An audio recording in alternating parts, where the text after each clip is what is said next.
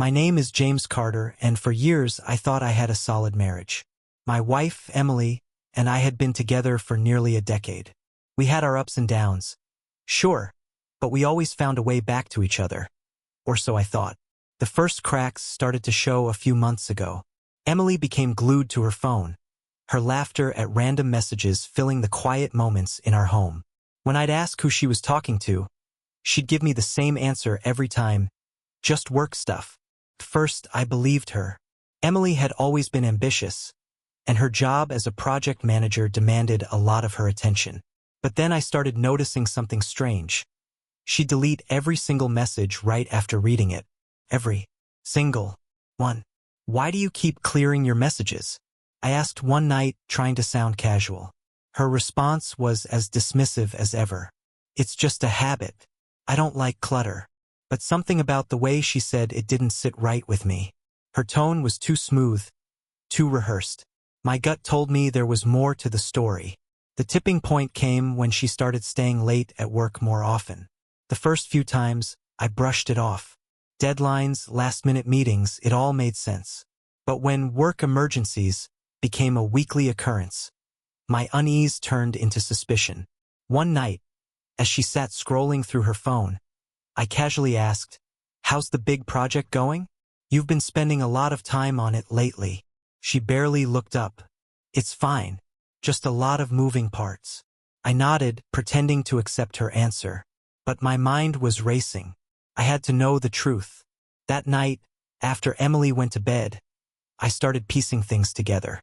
Her constant secrecy, her defensive tone when I asked simple questions, the way she kept her phone locked like Fort Knox.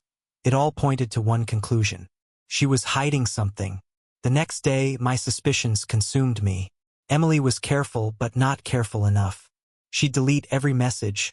Sure, but I started paying attention to her behavior when she received them. She'd smile to herself, or her fingers would type rapidly before she'd glance at me to see if I noticed. That evening, I decided to test her. She was in the kitchen, scrolling through her phone as usual, when I casually said, "You know, it's funny. My computer has this program that syncs messages from phones nearby. I can see everything people send." Her reaction was immediate. Her head snapped up, her face pale, her phone clutched tightly in her hand. "What are you talking about?" she asked, her voice too calm to be genuine. I shrugged, trying to seem nonchalant. "It's just some tech thing I downloaded. I was curious, so I tested it last night. I didn't think it would actually work, but I saw a few of your messages." Her eyes narrowed. "You're lying." I leaned against the counter, crossing my arms. "Am I? Then why do you look so nervous?" She opened her mouth to respond, but then closed it again. For a moment, the silence between us was deafening. Finally, she spoke. "Fine. You want to know the truth? I've been talking to someone, but it's not what you think." I felt my stomach drop. "Not what I think? Then what is it, Emily?" Her face hardened. "It's just a friend, James. Someone to vent to when I can't talk to you. That's all." "A friend you delete all your messages with? A friend who makes you laugh and smile more than I have in months?" She rolled her eyes, her tone defensive. "You're being ridiculous. You're reading too much into this." But I wasn't buying it. The way she avoided my gaze, the crack in her voice, it all screamed guilt. "If it's just a friend," I said, stepping closer, "then let me see your phone." Her grip tightened on it, and she took a step back. "No, that's my private business." I let out a bitter laugh. "Private? You mean the business you've been hiding from your husband?" She didn't answer, and in that moment I knew. Emily stood frozen, clutching her phone like it was her lifeline. Her silence said more than words ever could. "Who is he, Emily?" I asked, my voice low but firm. She hesitated, her eyes darting toward the door like she wanted to run. Finally, she sighed, her shoulders slumping in defeat. "His name is Tyler. He's someone I met at work." Hearing his name felt like a punch to the gut. My worst fears were confirmed, but I needed more. "And what exactly have you been talking about with Tyler?" She hesitated again, biting her lip. "It's nothing serious, James. We just talk. He listens to me in ways you don't." Her words stung, but I pressed on. Talk? Is that all? Just innocent conversations. She looked away, her face flushing with guilt. We might have met up once or twice, but it didn't mean anything. I laughed bitterly. Didn't mean anything? You've been lying to me for months, sneaking around, deleting messages, and now you're saying it didn't mean anything. Her voice rose, defensive. I wouldn't have had to talk to him if you actually paid attention to me. You've been so distant, James. What did you expect? Her attempt to shift the blame only fueled my anger. Don't you dare put this on me.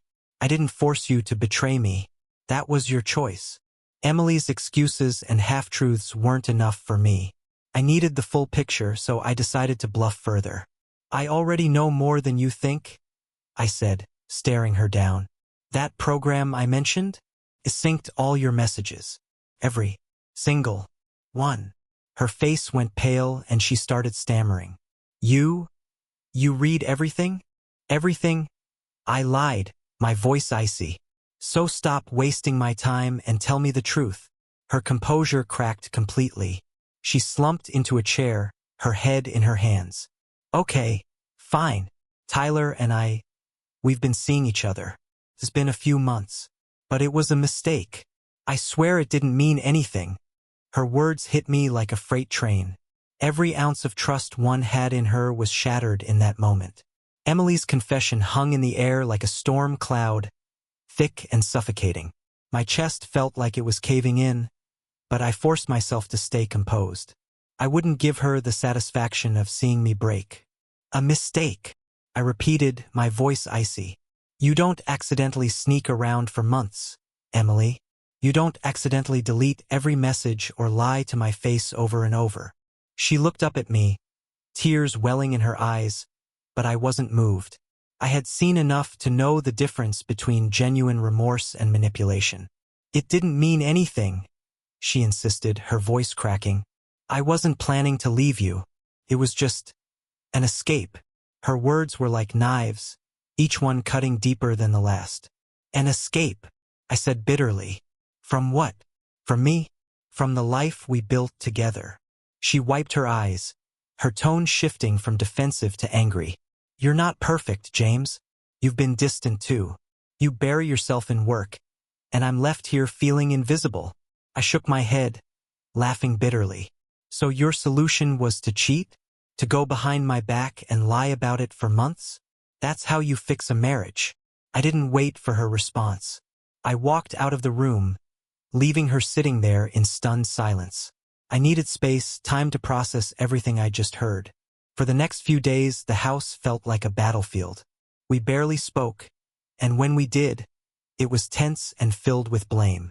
She kept trying to downplay the affair, insisting it was over, but I didn't believe her. Not after everything she had done to cover it up. That's when I decided to dig deeper. I wasn't going to let her rewrite the narrative or hide behind half-truths. The act of revenge. I contacted Tyler. I found his email address through some light snooping and sent him a message. I introduced myself as Emily's husband and attached screenshots of her deleted messages, the ones I had recovered from her phone. I just thought you should know the full story, I wrote. And so should your wife.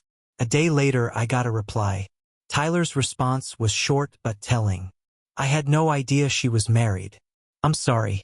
I'm done with her. And just like that, her little escape crumbled. When I confronted Emily with Tyler's email, her facade of control completely broke. She screamed, cried, and begged me to forgive her.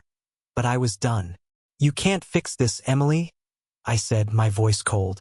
You destroyed everything. I'm not staying in a marriage built on lies.